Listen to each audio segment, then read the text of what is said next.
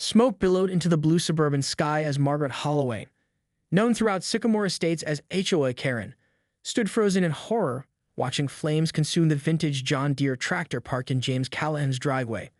The same tractor she had ordered to be removed from the premises immediately, just 3 days prior. The same James Callahan who, as she was now being informed by a red-faced neighbor, was the county's chief fire marshal. "You burned down the fire marshal's tractor," gasped Patty Williams, Margaret's reluctant vice president on the Homeowners Association board. "Do you have any idea what kind of hell is about to rain down on us?" Margaret's manicured hand clutched her clipboard tighter, her knuckles white against her perfectly applied coral nail polish. "I didn't burn anything," she hissed through clenched teeth. "I merely enforced the bylaws." But the evidence was damning. The enforcement notice she'd take to Callahan's door. The towing company she called that refused to remove a classic vehicle. The mysterious landscaper she hired afterward, instructing him to make that eyesore disappear, while Callahan was away at a conference. And now, ironically, fire engines wailed in the distance, approaching the neighborhood she'd spent 7 years molding into her vision of perfection. Margaret Holloway hadn't always been HOA Karen. Once she'd been just Margaret, a middle school vice principal with a passion for order and a talent for identifying troublemakers. Her transformation began when she and her husband Richard moved to Sycamore Estates, the community of 56 homes advertised as exclusive living with exacting standards. Within 6 months, she joined the board. Within a year, she was president. "Rules exist for a reason," was her mantra, repeated so often at HOA meetings that some residents mouthed the words along with her. Under her leadership, property values rose 12%. Lawns were immaculate. Holiday decorations appeared and disappeared on schedule. No basketball hoops sullied driveways. No garbage cans lingered at curbs past 7 p.m. on collection days. But something else rose alongside property values: resentment. It was an accident, Margaret insisted now, watching the firefighters, many of whom she recognized as residents she'd cited for violations, tackle the blaze. That landscaper was only supposed to move it to the backyard or something. "You hired Lucky Larry." Patty's eyes widened in disbelief. The guy who got kicked out of the volunteer fire department for starting a controlled burn that jumped 3 property lines. Margaret's stomach dropped. She found him on a discount service app. His price had been too good to pass up. The fire was nearly contained when a black SUV screeched to a halt at the curb. James Callahan emerged, still wearing his formal fire marshal uniform, his face a mask of shock as he stared at the smoldering remains of his grandfather's tractor. "Who did this?" he demanded, voice cutting through the neighborhood chatter like a knife. And though Margaret Holloway had built her reputation on confrontation, on this sunny Tuesday afternoon with the smell of smoke and melted rubber hanging in the air, she did something completely out of character. Margaret slammed her front door, leaning against it as if her 120-pound frame could barricade her from the consequences rapidly approaching. Through her pristine bay window, she watched the chaos unfolding 3 houses down. Neighbors had emerged from their homes like ants from a disturbed hill, clustering in small groups, all heads turning occasionally toward her house. They knew. Of course they knew. Her phone buzzed incessantly. 17 text messages from Patty, 3 voicemails from Richard, who was mercifully away on a business trip, and now a call from a number she didn't recognize. With trembling fingers, she answered. "Hello? Mrs. Holloway." James Callahan's voice was unnervingly calm. "I think we need to talk. I'm very busy right now. I'll be at your door in 5 minutes. The line went dead before she could protest. Margaret's mind raced. She'd never fled from confrontation before. Her entire leadership style was built on direct engagement. When the Petersons planted non-approved rose varieties, she'd march over with a laminated copy of the landscaping guidelines. When teenagers were caught skateboarding on the community tennis courts, she personally confiscated their boards until parents came to retrieve them with written apologies. She was Margaret Holloway, defender of property values and community standards. She didn't hide. And yet here she was peeking through blinds like a fugitive. Her home office beckoned, a shrine to organizational efficiency with color-coded files of every HOA violation she documented over 7 years. She pulled the Callahan folder. It was thick. Notes about garbage cans left out overnight, unapproved bird feeders, and the most recent offense. Storage of farm equipment visible from street, Section 7.32 violation. The doorbell rang, its cheerful chime incongruent with the dread it inspired. Margaret smoothed her linen pants, adjusted her blouse, and opened the door with practiced poise. "Mr. Callahan." "Mrs. Holloway." His calm was more terrifying than rage would have been. "I understand you have concerns about my property. Everything I've done is within the bylaws," she said reflexively. including hiring an uninsured, unlicensed individual to remove a 1952 John Deere model, are worth approximately $80,000 for my property without my consent. The amount hit her like a physical blow. 80. It was my grandfather's, one of only 600 manufactured that year. His eyes revealed what his voice concealed, devastation beneath a professional composure. He taught me to drive on that tractor.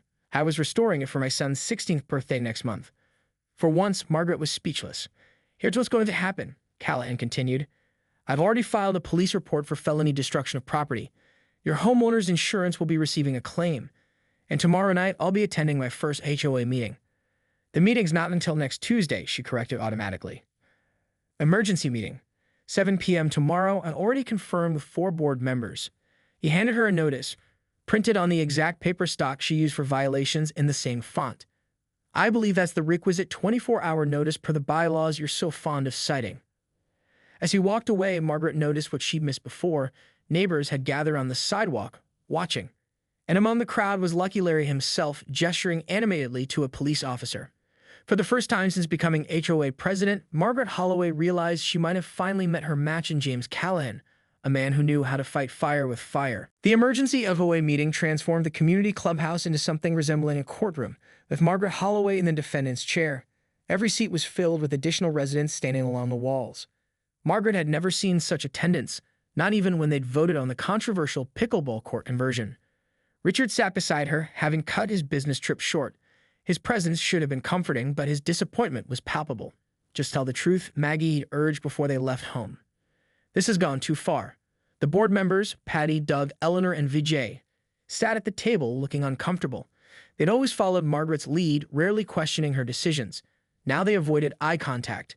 James Callahan entered last, accompanied by a woman Margaret recognized as Angela Chen, an attorney who lived in the adjacent neighborhood. The room fell silent. I moved to begin the emergency session, said Vijay, normally the quietest board member.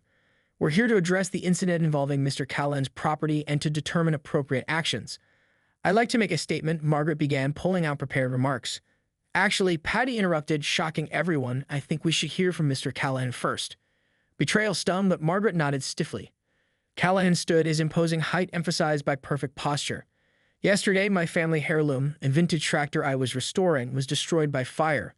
This occurred after I received multiple violation notices from Mrs. Holloway regarding its presence on my property, despite my explanations that it was temporary during restoration. He produced documentation, restoration paperwork, proof of the tractor's value, and timeline photos showing its gradual improvement. He was methodical, unemotional, and devastatingly prepared. Mrs. Holloway hired an unlicensed individual with a known history of fire incidents to remove my property without consent. This resulted in not just property damage, but the destruction of something irreplaceable to my family. Murmurs rippled through the crowd. Margaret felt sweat beading along her hairline. I've filed necessary reports with authorities, Callahan continued. However, I'm here because this incident represents a larger problem within our HOA governance, one of overreach, selective enforcement, and lack of due process. Angela Chen stood next. We've conducted a preliminary review of HOA actions over the past 2 years and identified concerning patterns. She distributed folders to each board member. 47% of violation notices were issued to households that had previously disputed Mrs. Holloway's interpretations of bylaws. 92% of denied improvement requests came after homeowners questioned her authority. Margaret's chest tightened. She kept meticulous records, never imagining they could be used against her.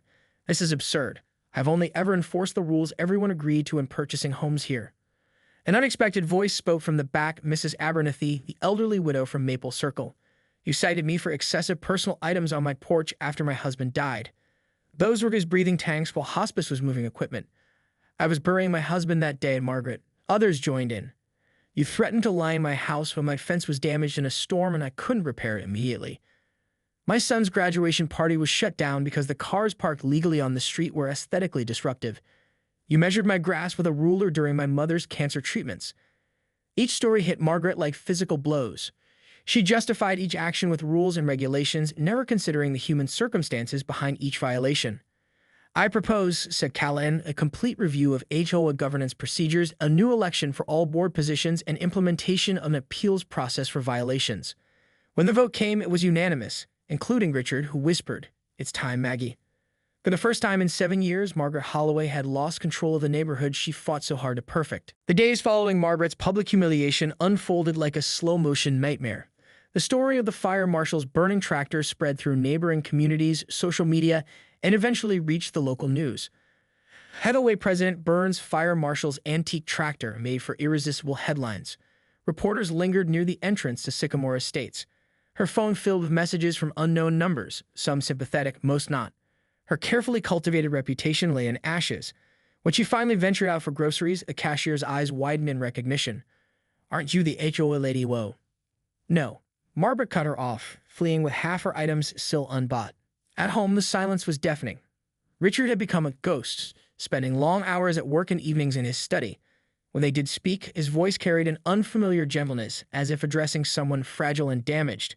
Somehow, his kindness hurt more than anger would have. The police investigation continued. Lucky Larry had immediately implicated Margaret, showing text messages where she'd instructed him to handle the tractor situation by any means necessary. Her careful wording hadn't been careful enough. Her insurance company sent a formal letter explaining that willful property damage wasn't covered under her policy. The estimated damages now approached 6 figures when including the tractor's value, environmental cleanup, and damage to Callahan's driveway. On Thursday afternoon, the doorbell rang. Margaret opened it to find Patty looking uncomfortable but determined. The board meeting minutes, Patty said, handing over a sealed envelope, "and your personal items from the HOA office." The box contained Margaret's plaques for Neighborhood of Excellence awards she proudly accepted on behalf of Sycamore Estates, her special gavel used at meetings, and framed before and after photos showing neighborhood improvements during her tenure. "The new interim board starts tomorrow," Patty added awkwardly. "Who's president?" Margaret asked, though she already knew. "James Callahan." It was unanimous. Of course it was. The perfect symmetry was almost literary, the victim of her most significant overreach now occupying her position of authority. After Patty left, Margaret opened the meeting minutes with trembling hands. Every formal action was there in black and white. Her removal from all HOA positions, the scheduling of new elections, the formation of a bylaw review committee, and most painfully, a formal community apology to James Callahan. Richard found her hours later, still at the kitchen table, surrounded by 7 years of violation notices she meticulously kept copies of. She was organizing them into piles, her face streaked with dried tears. "What are you doing?" he asked gently. "Looking for patterns," she whispered. "They're right. I targeted people who challenged me." Richard sat beside her, pulling a tissue from his pocket. "Maggie, this isn't healthy. I need to understand what happened to me, Richard. How did I become," she gestured vaguely at the papers, "this person?" The question hung between them, heavier than all the bylaws and regulations she wielded so effectively for years.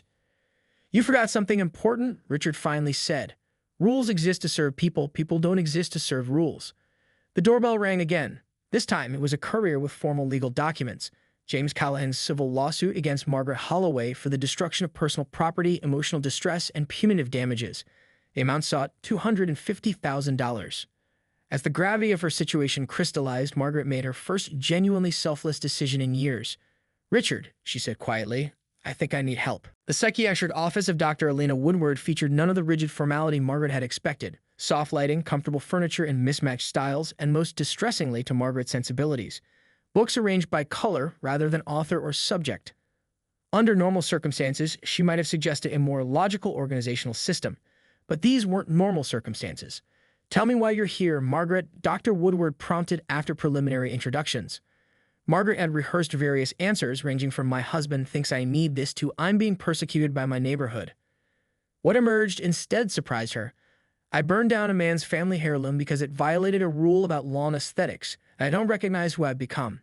Dr. Woodward nodded without judgment. "That's remarkably insightful for a first session.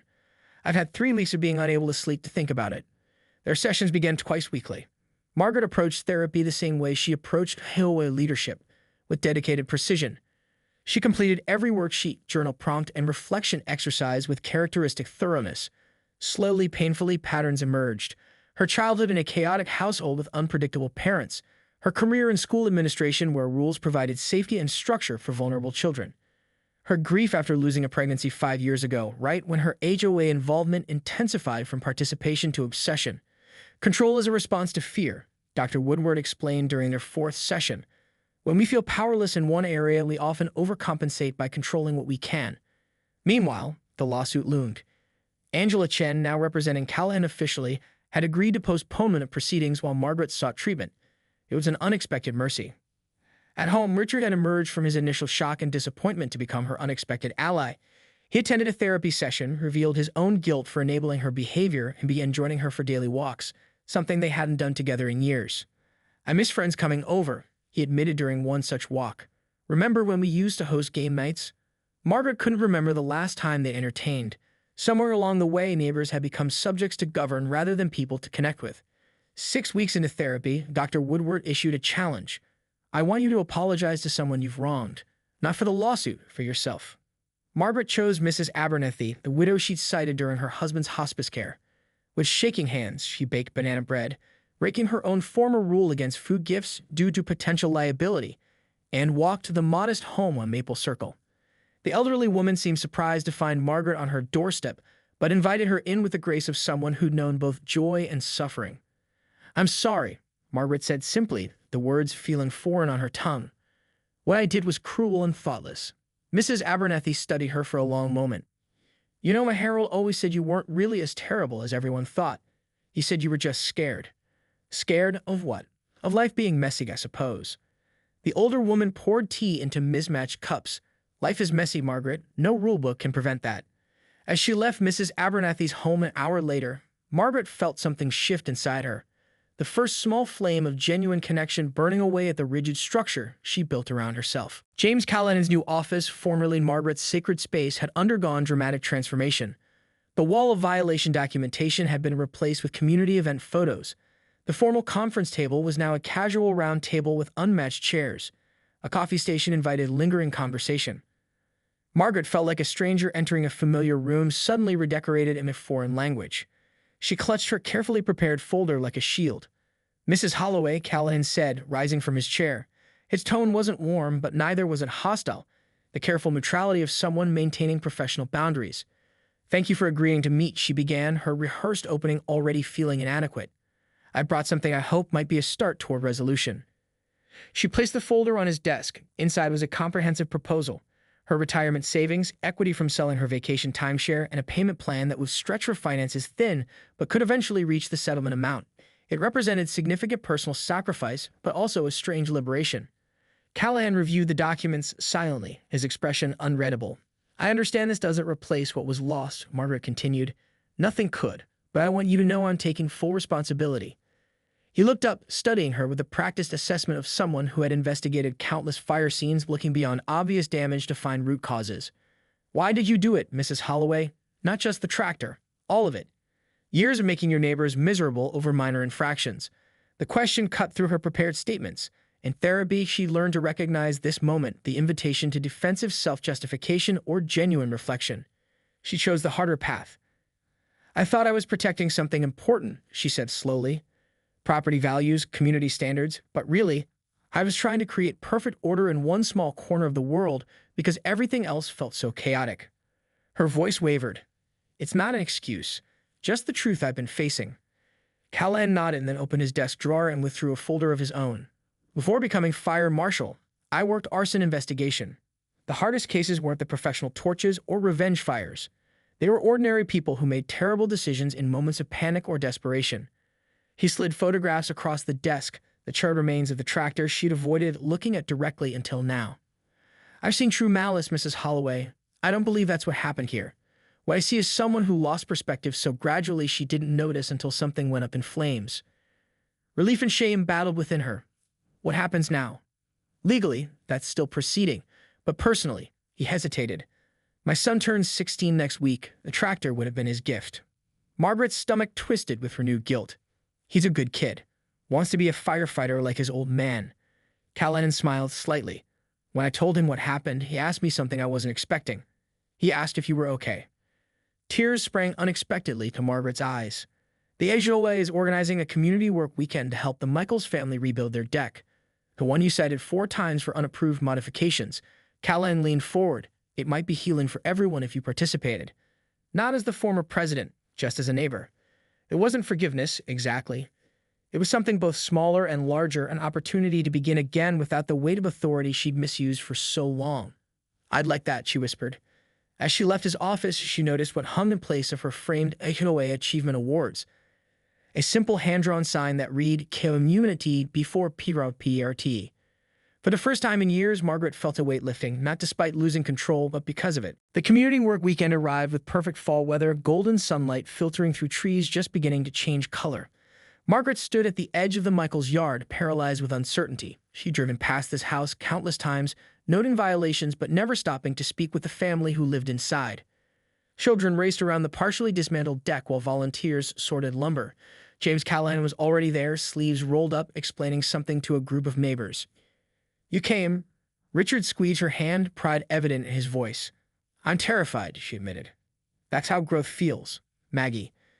Summoning courage, she approached the nearest workstation where Eleanor from the HOA board was organizing supplies. "How can I help?" Margaret asked quietly. Eleanor's surprise quickly softened. "Materials inventory. We need someone detail-oriented." The simple task calmed Margaret's nerves. She counted lumber, organized screws by size, and created a tracking system for borrowed tools. Small contributions that utilized her natural talents without imposing control. By mid-morning, she found herself working alongside people who had once feared her clipboard and citation pad. Conversation was awkward initially, but shared labor created unexpected bridges. "Hand me that level?" asked Tom Michaels, the homeowner whose deck they were rebuilding. The same man's improvement requests she rejected 3 times with increasingly stringent interpretations of the bylaws. As she passed the tool, she finally said what she'd rehearsed. "I'm sorry for making this so difficult for your family." Tom measured twice before responding. "My daughter has sensory issues. This deck was supposed to be her safe outdoor space designed specifically for her needs. That's why the modifications didn't match standard plans." Shame washed over Margaret. She'd never asked why the family needed the variance, only enforced rules as written. "I didn't know." "You never asked," he said simply, without malice. Throughout the day, similar moments accumulated, revelations about the human stories behind the violations she documented so coldly. The Rodriguez family's unapproved shade structure had been for their grandmother undergoing chemotherapy. The Paddles' extra parking pad accommodated their adult son with disabilities. During lunch break, she found herself seated beside James Callahan's son, Derek, the teenager who would have received the tractor. "Your dad mentioned you're interested in firefighting," she ventured cautiously. His eyes lit up. "Since I was little. Dad was going to teach me to drive on Grandpa's tractor first, though. I'm truly sorry about what happened." The boy shrugged with the resilience of youth. "Dad says sometimes the worst mistakes teach the best lessons. Your father is very wise. He also says you're helping pay for my first car now instead." He grinned mischievously. Despite everything, Margaret laughed, a genuine, unexpected sound that drew glances from nearby neighbors, many of whom had never seen her express spontaneous joy. By sunset, the deck was taking shape, not the standardized structure Margaret would have mandated, but something uniquely designed for a specific family's needs. As volunteers packed up, Tom Michaels called for everyone's attention. "Elizabeth wants to say something." A young girl about 12 carefully approached the group, her movements deliberate. She held a stack of handmade cards. "Thank you for building my special place," she said, her voice soft but determined. "I made these for everyone." The cards were meticulously created, each slightly different but organized by color themes. When she reached Margaret, she paused. "Mom said you're the lady who didn't want us to have our deck before," she said with childlike directness. "But now you're helping. So your card is special." Margaret opened it to find a simple drawing of a house with the words "Our Neighborhood" carefully printed above. Something fundamental shifted inside her. Something therapy sessions and apologies had begun but couldn't complete. This child's forgiveness, offered without understanding the full complexity of adult conflicts, cut through years of rigid thinking. As the sun set over Sycamore Estates, Margaret realized she was finally seeing her neighborhood for what it truly was, not property to manage, but people to know. 6 months after the tractor incident, Sycamore Estates had transformed in ways both visible and invisible. The community center, once primarily used for Margaret's disciplinary HOA meetings, now hosted weekly potlucks, children's activities, and even a book club. The bylaws had been revised with a focus on necessary safety measures rather than aesthetic control. An appeals process gave homeowners voice in decisions affecting their properties. Margaret sat at her kitchen table reviewing the final settlement documents. The lawsuit had concluded with terms she could manage, her retirement considerably delayed but not destroyed. More importantly, she found an unexpected purpose after stepping down from HOA leadership. Her phone chimed with a text from Mrs. Abernathy. "Committee meeting still at 4? The Community Support Committee had been Margaret's idea, born from her growing awareness of neighbors' needs. They coordinated meal deliveries for families during hardships, organized ride shares for elderly residents, and connected homeowners with resources during emergencies. All the organizational skills Margaret had previously channeled into enforcement now served connection. The doorbell rang. James Callahan stood on her porch holding a folder. "Final paperwork," she asked, inviting him in.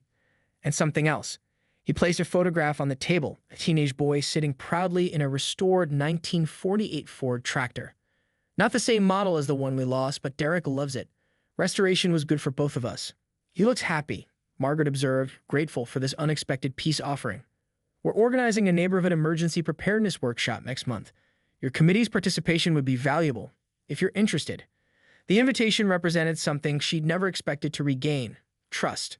That evening, as neighbors gathered in her backyard for the committee meeting, formerly immaculate grounds now comfortably lived in with patio furniture that didn't perfectly match, Margaret reflected on the strange journey sparked by a burning tractor. Richard brought out lemonade, moving with ease among people who had transformed from subjects of regulation to genuine connections. "The Hendersons' young miss is having surgery next week," Mrs. Abernathy announced. "We need meal volunteers." "I can cover Thursday," Margaret offered, "and I'll drive Mrs. Henderson to the hospital for the morning appointment." The meeting continued with practical matters of community care. No citations issued, no violations documented, just neighbors supporting neighbors. As twilight deepened, conversation shifted to the upcoming summer block party, formerly a precisely orchestrated event under Margaret's reign, now a collaborative effort with space for spontaneity. "We should invite Lakeside Village too," suggested Patty.